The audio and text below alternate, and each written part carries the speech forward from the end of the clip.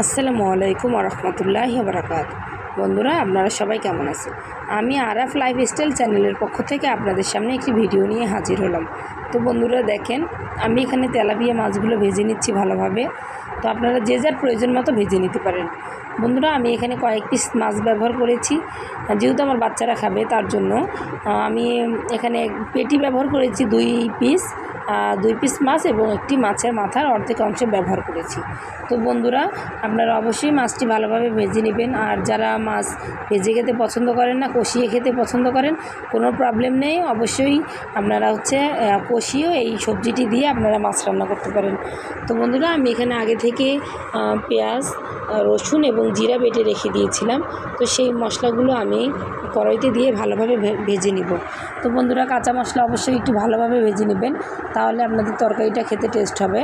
তো বন্ধুরা দেখেন, আমি এখানে রান্নার জন্য পরিমাণ মতন লবণ, আমার তরকারিতে 1.5 চা চামচ লবণ ব্যবহার করতেছি, 1/2 চা চামচ হলুদ গুঁড়ো এবং 1.5 চা চামচ আমি এখানে মরিচ গুঁড়ো ব্যবহার করব।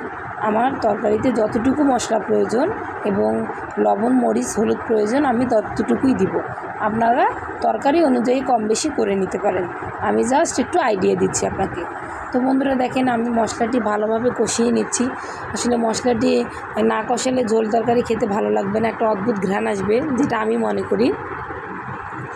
বন্ধুরা, আমি এখানে আগে থেকে কেটে রেখে দিয়েছিলাম দুটো বেগুন, 3-4টা পটল এবং মিডিয়াম সাইজের 2টো আলু।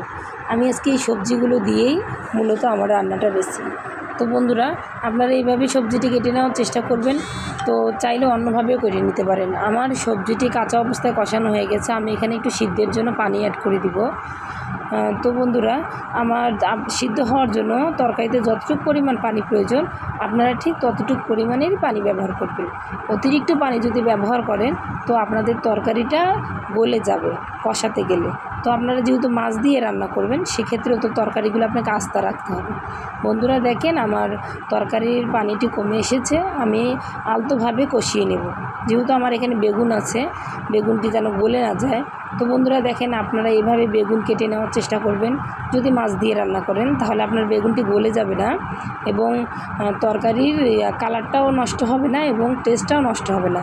তো বন্ধুরা, মাছ দিয়ে রান্না করলে যদি তরকারি গলে যায় তো ওই সবজি দিয়ে মাছ রান্নার কিন্তু কোনো টেস্ট থাকে না। এর জন্য অবশ্যই চেষ্টা করবেন আপনাদের সবজিগুলো যেন আলতোভাবে কষে আস্তে রাখতে হবে। তো বন্ধুরা দেখেন, আমি যেহেতু বেগুন ব্যবহার করেছি সেই জন্য এই কথাগুলো বললাম। তো আপনারা চাইলে এভাবেই বেগুন কেটে সবজি দিয়ে বা মাছ দিয়ে রান্না করতে পারেন। বন্ধুরা দেখেন, আমার তরকারিটি কষানো হয়ে গেছে, আমি এখানে পরিমাণ মতন পানি অ্যাড করে দিব। আপনারা যে পরিমাণে ঝোল খাবেন তরকারি অনুযায়ী সেই পরিমাণে ঝোল দিয়ে দিবেন। তো বন্ধুরা, আমি এখানে 5 থেকে 7 মিনিটের জন্য ঢাকনা দিয়ে দিব। তো দেখেন, আমার তরকারিটি যেহেতু 90% সিদ্ধ হয়ে গেছিলো, কষিয়ে পানি দেওয়ার পর 10% আমার সিদ্ধ হয়ে গেছে। তো মাছ দিয়ে আমি বেশিক্ষণ জাল করব না, তাহলে আমার মাছগুলো একদম নরম হয়ে যাবে। আমি এখানে মাছ দিয়ে 5 মিনিটের মতো জাল করে নেব। তো বন্ধুরা দেখেন, এই হলো আমার আজকের রেসিপি। আমার রেসিপিটি আপনাদের কেমন লেগেছে অবশ্যই আমাকে কমেন্টস করে জানাবেন এবং নিত্য নতুন এরকম ভিডিও দেখতে অবশ্যই আমার চ্যানেলটিকে ফলো করবেন। আপনারা যারা আমার চ্যানেলটিতে নতুন তারা অবশ্যই আমার চ্যানেলটিকে সাবস্ক্রাইব করে দিবেন, আর যারা অলরেডি সাবস্ক্রাইব করে দিয়েছেন তাদেরকে অসংখ্য ধন্যবাদ। বন্ধুরা, আমার চ্যানেল ভিডিওটিকে একটি লাইক করে দিবেন এবং আমার পাশে থাকবেন। আমার চ্যানেল এবং আমার জন্য দোয়া করবেন, আমি যেন এগিয়ে যেতে পারি। আপনাদের দোয়া ভালোবাসা যেন আমার উপরে থাকে, ইনশাআল্লাহ। আপনারা ভালো থাকবেন সবাই এবং আমার চ্যানেলে ভিডিওগুলো ঘুরে দেখে আসবেন। Araf lifestyle blog channel. আল্লাহ হাফেজ। আপনারা সবাই ভালো থাকবেন। আসলে আর কিছু বলার নেই।